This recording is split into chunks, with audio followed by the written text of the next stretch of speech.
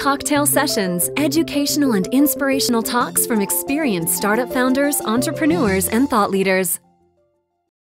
Glad to be with you this evening. I flew in from Austin, Texas. I originally gave a big part of this presentation at South by, which is a crazy event if you've never been to.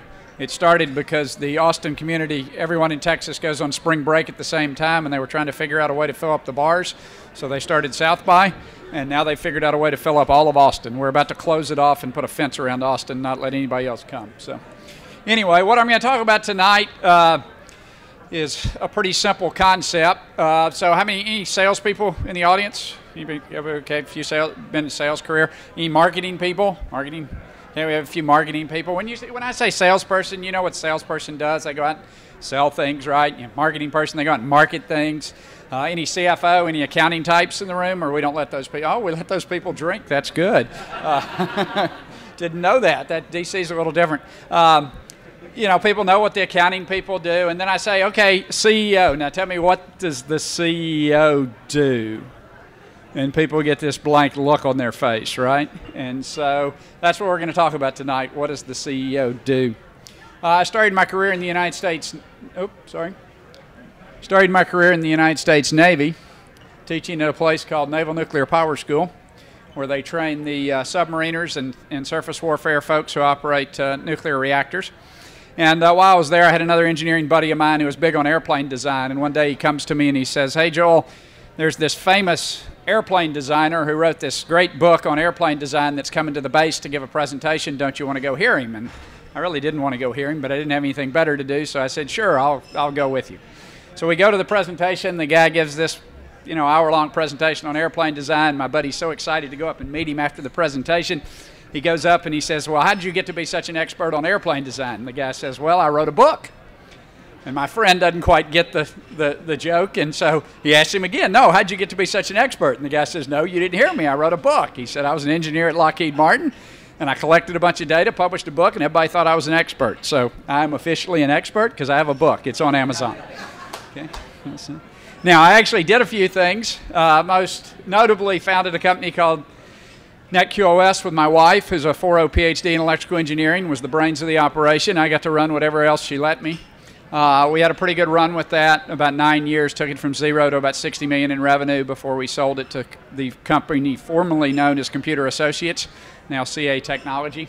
Then I took a company called StoreSpeed that had cratered under bankruptcy after some VCs had put about $20 million into the deal. Bought the assets of the company, repositioned the company, rebuilt the product, took it out to market, and got incredibly lucky because NetApp decided about the day after we sold our first product that they just desperately needed the technology that we had in the company. So with $425,000 in revenue total for the company, we sold it for $100 million to NetApp. So that was a pretty good deal. Pretty proud of that deal. They started at $45 million. I got them to $100. I am Chairman Emeritus of the Austin Tech Council. I'm not sure what that means. I think they just expect a donation every year. And I am most well known now as the founder and CEO of Chorus, in addition to doing a blog called The American CEO. It's a little arrogant, but I'm going to go for it. So anyway, let's talk about this job of the CEO. So the job of the CEO has kind of three fundamental components to it. Management. How many managers we've got in here? A lot of people in management. Okay. I'm going to tell you exactly what I mean by management. Then it's got a little leadership component to it. We're going to talk about leadership. Now this is one, nobody knows what that is. I won't put anybody on the spot and ask you to define what leadership is. It took me about 20 years of my career before I think I sort of figured out what leadership is, and more importantly for people that are trying to lead organizations, how to teach people in your organization what leadership is. I think that's a very important piece. But then the third piece is what really makes the CEO job unique, and that's the concept of command. You are responsible for everything that goes on and for the ultimate either success or failure of the organization. I first learned about this when I went into the United States Navy. If you were a nuclear power school instructor, you didn't have to go through officer candidate school where you actually, work out every morning and do all the hard stuff and spend 6 months and then they finally make you an officer. No, we went to the place where the doctors and most importantly the nurses went to be educated on who to salute and how to wear the uniform. So it's pretty easy duty. It was 6 weeks, but they did at least go through the basics of here's an organization, you're now in charge, and you need to make decisions. And so the first few days in the little platoon that I was in, I wasn't in charge, and so I didn't have to make any decisions. And it was very funny to watch these new doctors and nurses try to be in charge of the platoon, and we would have all kinds of decisions to make to solve various problems, and they would really struggle making decisions. And of course everybody under them had an opinion what they should do, and I sat there and thought, all these doctors and nurses are idiots, they ought to be able to make decisions, this is really easy. And then about the 4th or 5th day I got put in charge of the platoon, and it came time to make whatever the first decision of the day was, and I had about 8 different people that had 8 different ideas as to what we should do. And I realized suddenly it was a whole different story when you were actually in command. That mere fact that you were finally responsible, as opposed to just giving your opinion as to what should be done, really changed everything. And if you want to read a good book, Ben Horowitz wrote a great book, The Hard Thing About Hard Things, describing his career as a CEO. And really from the emotional aspects of being in command, it's a great book. And if you talk to the military leaders about what command means, it's really that concept of responsibility. And it's really hard to know how people will respond until they're put in that position. A lot of people are naturally very good number 2s and terrible number 1s, and until they get put in that position, though, sometimes it's really hard to know how people are going to respond. But that's what really makes the CEO job unique, is that you are in this position of responsibility. Let's talk a little bit about management and leadership. Sometimes these to me are convoluted. You'll hear things like, we need people who are great leaders, not good managers, or they're put as opposites, and to me they're not opposites at all. They're both key components of running an effective organization. So the concept of management is power granted to you because of your position in the organization.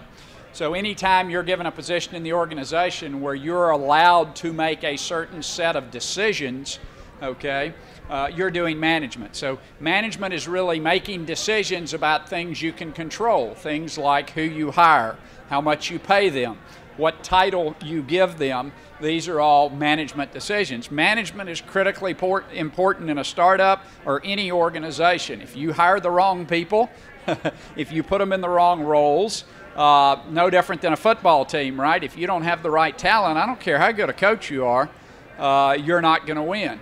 And so management is critically important and shouldn't be downplayed. If you gave me a choice of 2 people to be CEO, one who was very good at management and mediocre at leadership, and another who was mediocre at management and great at leadership, I would choose the better manager every time, because so many of those decisions are just critically important. If you get the right people in the right role, you don't have to be as good a leader, because things are going to work. The other problem with management, unlike an individual contributor, unless they steal from you or something, really can't have a negative impact on your company very much. If they just do nothing, that's kind of a zero impact on your organization. But a bad manager can have a very negative impact on your organization. How many people here have worked for a bad manager? Okay, yeah, the whole room raises their hand. That's good. Great to see. Okay, so that's very important, and not to be underestimated. But people at least understand what a manager does and understand the basic concepts of management. So let's talk about leadership, which is the thing they don't understand. So leadership is power granted to you freely because a follower perceives you to have these 3 characteristics that I'm going to talk about: credibility, competence, and caring. So leadership is the ability to have influence over things that you don't control.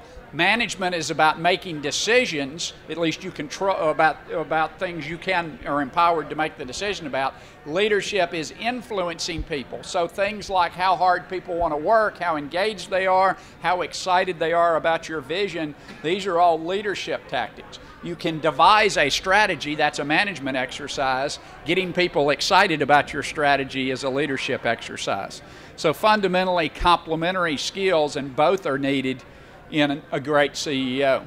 So let's dig into this credibility, competence, and caring concept. So here's how I explain it to young people who come to me and say, I want to be a great leader. What does it take? And I say it's 3 things that are required. First, people have to believe you're credible. They have to believe that when you say something, you believe it to be true. Okay? It doesn't have to be true. Okay? Don't get confused. They have to believe you believe it to be true. Okay? And I'll talk about why that's important with all of these things. Now, how many times can you lie to somebody and keep your credibility. Maybe once, okay? Fool me once, shame on you. Fool me twice, shame on me, right? And so maybe once I can get away with telling a little bit of a fib for an organization, but the second time I'm done, right? And so when leaders, CEOs lose their credibility with the organization, with the board, with shareholders, whoever, they're pretty much done, okay? And there's no real way to recover from that. Now you say, of course, I'm an honest person, I would never tell a lie, but really for the CEO, it's much more than the concept of I would not tell a lie. What you need for leadership is the concept that people not only believe what you say to be true, they believe that you would tell them anything that they need to know. So the words I think of are more like authenticity and transparency. Not only if they ask you a direct question would you tell them the truth, but you would also tell them anything they needed to know that was relevant to their role in the organization or the organization in general. And this is where startup CEOs often get into trouble. Everything's going great. You know, they've raised some money and they have all these wonderful ideas about how much they're going to sell and everything, and then after a few quarters things aren't quite going the way they had hoped it would go, and instead of coming to the team and saying, look, things aren't going the way we hoped it, they keep telling the same story that they've tried to convince themselves that, well, next quarter we're going to hockey stick, and next year we're going to do $1 million, or we're going to do $5 million, or we're going to do $10 million, or whatever. And suddenly they find out that after a few of those, nobody believes them anymore, and they've lost their credibility. Related but complementary is the concept of competence. So the concept of competence, people, you can be the most honest person in the world, but if you're a bumbling idiot, who's going to follow you? No one, right? And so they have to believe you have competence. How do you show that as a CEO? Well, you produce reasonable plans. I get entrepreneurs come to me often wanting to fund ideas, and they have a plan that shows they're going to do $500 million in revenue in, year 3. And I always hesitate and ask them the question, and so we'll do the trivia question of the day. How long did it take Microsoft to get to $50 million in revenue? Anyone? 10 years? There's a guess, 10 years. Any other guesses? 5? Okay. So y'all have bracketed the problem. The correct answer is 8 years. It took Microsoft 8 years. Now, this is one of the most incredibly successful companies of the last, several decades. Matter of fact, I spoke right after Steve Ballmer at an event in Seattle about 6 months ago. They had a Q&A with Ballmer. I raised my hand. I said, when you were in Microsoft, did you ever have to worry about making payroll, on Friday? Or was there ever that kind of crisis at Microsoft? He thought for a second, and he went, no. We never. They took $1 million in VC money because one of Bill's dad's friends wanted to invest. They didn't really need the money. They just did him a favor. He made that guy made like $1 billion from that $1 million investment. They never need money. Your company's probably not going to be as successful as Microsoft. I mean, it might, but I wouldn't plan on that. Okay, so you got to put together a reasonable little plan that shows you competently understand your industry and what's possible. And if you don't do that, people pretty quickly will figure it out that, hey, this person maybe is not a good person to follow. And then the third piece of this, you got to convince people that they think you care about them. Okay, you don't actually have to care. And I say this all the time, and people laugh and think I'm being pedantic. I'm not. Now, I don't know how to convince people I care without actually caring, but if you could do it, that would work fine too, because as leadership, it's all about the follower's perception. And actually, I see the opposite case many, many times. I see leaders who actually care, but cannot demonstrate it to their followers. So often you'll have technical founders who are very competent technical people who have maybe limited social skills. They want to sit in their office all day and write code or whatever, and they try to be the leader of the organization. And the problem is they may care deeply about the people that are working with them, but they don't have the social skills and the engagement to convince those people that they actually care. And so they can't ever really get the followership they need in the organization. So it is all about the follower's perception. I can give a presentation and half the audience may want to follow me and half the audience doesn't want to follow me. Okay, and so it's all about their perception. It's not, yes, I think you need to be credible, I think you need to be competent, I think you need to care, but you have to go beyond that if you want to be an effective leader, and you have to convince your followers that all of those things are indeed true. And so this is what I say when I teach leadership, and I talk about it all the time in my businesses when I see people do things that affect them in one of these areas. If you put all three of those together, though, people will follow you. The human animal is naturally a herd animal. People are looking for leadership, and so if you can put those three things together, it's amazing how many people will indeed follow you. But it's not very easy to maintain those, particularly over a long time in the history of a business where you have many ups and downs in that business. There are various stages of a company, and we probably have some that fall into various, almost all of these buckets. I divide it into 5 stages, and the role of the CEO changes as you go through these stages. The first stage is what I call the lay the egg stage. This is where, folks, usually there's alcohol involved, there's pizza involved, you're sitting around, you're trying to figure out what the idea is, what the business is, what are we going to do. It may change 3 times. The participants may come in and out, but eventually you get to some idea that you're passionate about and get excited about, and you say, well, hey, we're going to run off and do this. And then you go through a phase where the CEO is really a project manager. Okay, his job is to get some product to market, to try to find the first customers, maybe to try to find some funding, bootstrap it if he has to, borrow money from mom and dad, put it on the credit card, whatever, but he just has a project that he's trying to get out the door. And then if you get past that stage, maybe you raise some money, maybe you get enough customers to fund some traction, whatever. Now you're trying to create a business, okay? And this is where the challenge is for CEOs as they go through this stage. Because what was the role of the CEO as a founder of a company? What does the CEO as a founder do? Well, he does everything, okay? He's the first guy. He's taking out the trash. He may be doing some developing. He's doing some sales. He's doing some marketing. But as you transfer through these stages, what the CEO has to be able to do is give up each of those roles to somebody who's better at it than he is. Okay, and that's the challenge that a lot of founders really struggle with.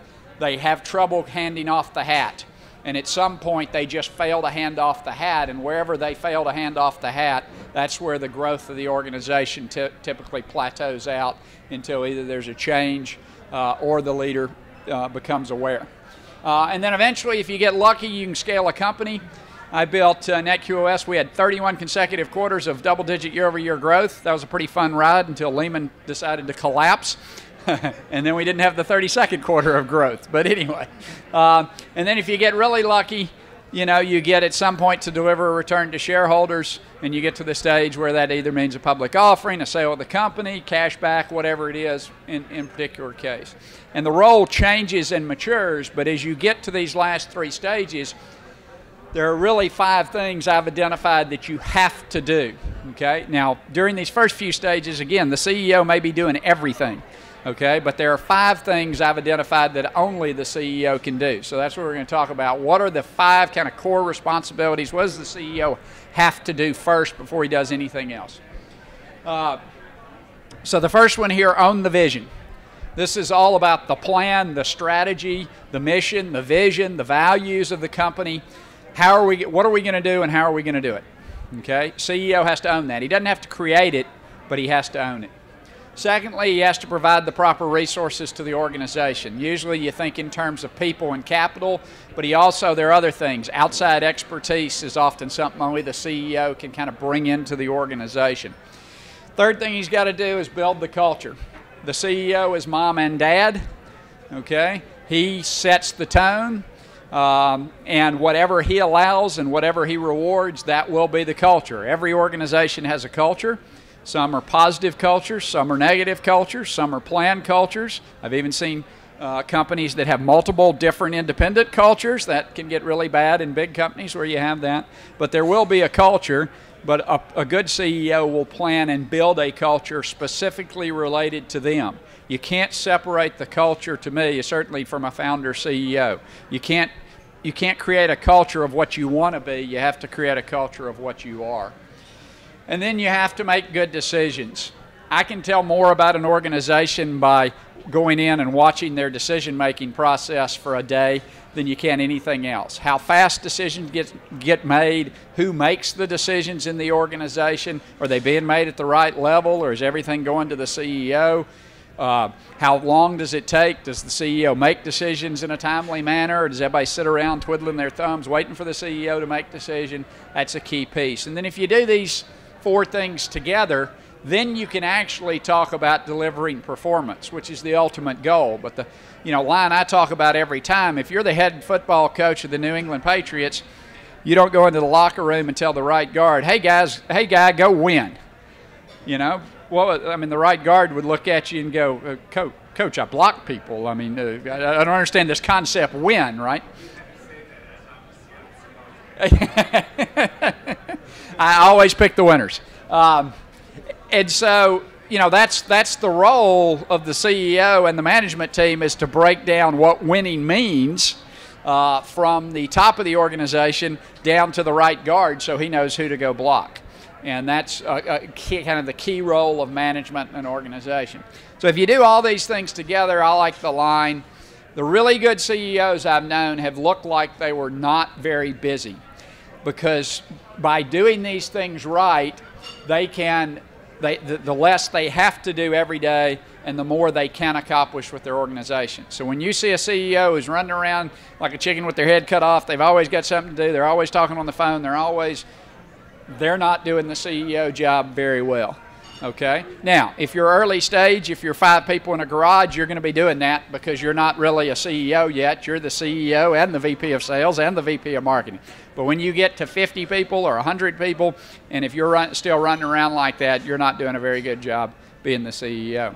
So what does it look like kind of to be the CEO? How do you spend your time? Well, the first concept is the player hat. And that's the one I've been talking about that we don't want to spend our time in. Once we got to a decent size at NetQOS, I spent very little time actually doing things directly related to the business. Matter of fact, about the only thing I would do each year, we would send chocolate candies to all our customers. And by the end, we had over 1,000 customers. So this was a pretty big exercise to, wrap some boxes and put address labels on. It took 2 or 3 days for the team that did it. So I would go actually and help, address labels, because that was about the only thing at that point I was qualified in the company to actually do. And so I would help them out. But that was about the only time I would wear the player hat. Every other time, I would try to stay away from that. So what do you want to be doing? Well, you want to be wearing the coach hat. You want to be recruiting talent, and you want to be coaching talent and making them better. What else do you want to do? You want to wear the architect hat. That's where you architect the business. What is the strategy? What is the vision? Are we in the right markets? Do we have the right products? So on and so forth. Then the engineer hat. This is the idea of measuring what we do. It's hard to manage anything you can't measure. So what are the right metrics for my business? That's a constant struggle, especially when you're starting out trying to figure out what are the right metrics for a business that's predictive. The learner hat. Every good CEO I know has been a continuous learner. One of the things I like about business, one of the things that attracted me to business at an early age, was the fact that every day is a new day. And while I've done many things in my career, I still never, the problem I see tomorrow in my business will be just slightly different than the problem I saw yesterday. And if I don't continually wear that learner hat, I won't be able to serve my business. And then finally, I call it the priest hat. This deals with the morale of the business, okay? The CEO is the shock absorber for the business, just like, again, using the coach analogy. Imagine if you're a football coach and you go down and you go into halftime and you're 10 points down, what does the football coach usually do? He doesn't get all depressed and say, hey guys, we're 10 points down. He says, look, y'all played a crappy half of football and we're only 10 points down, okay? If we just play our game, we're going to go get them. And he tries to pump up the team, right? Now, what does he say if he walks in and he's 10 points ahead? He's like, oh my God, we should have been ahead by 30. What are you lazy people doing? Right? He counterbalances the natural emotions of the team. If they're positive, he's going to bring them down a little bit. If they're negative, he's going to bring them up. And that's what the CEO has to do, which is one of the reasons the CEO is a very lonely position, is because you have to act kind of the opposite of your whole team. So while your whole team's celebrating, you can't get too engaged in that celebration. On the other hand, when your team's down, you have to find the energy to bring them back up. And so it makes the CEO role a very lonely role. And so now, for any of the PowerPoint Nazis, I just switched templates. I know, don't get too upset at me, but okay. So what does this have to do with Chorus? So what I've tried to do is take my 25 years of experience in the CEO role, what I write about in the book, and put some of that into software for people. And so our mission at Chorus is to make our organizations the best run organizations on earth. And since most of you have worked for crappy managers, maybe that isn't a difficult thing to do. But what we do is try to put together a system that allows the CEO to really own that vision by setting a set of cascading goals on a quarterly basis and then reporting on the likelihood of achieving those goals. So put a little structure around the concept of strategy to execution, how things actually get done in a business. And so the vision my team made me put on the slide, powerful, cohesive organizations that get the right shit done as opposed to the wrong shit. Because my team was very familiar with being in organizations where they spend a lot of time getting the wrong stuff done. So that's what Chorus does. So what does it look like? Well, without going into details on the product, what this CEO is doing, they've set a revenue goal of growing by 30% year over year. They're gathering input from everybody on their team that has any goal that's related to that grow revenue. So you've got salespeople who are trying to sell stuff, marketing people who are trying to market it. You may have product people that are doing things to tweak the product to make it more sellable. And they're on a weekly basis getting input from everybody as to whether they're likely to achieve their goals. And so it's a predictive measure as opposed to most companies where they gather historical data on a weekly basis. People tell you what they've done. At Chorus, we focus on people telling you where they're going to be and what is going to happen. And we think this is kind of a fundamental shift in the way businesses and operations are run.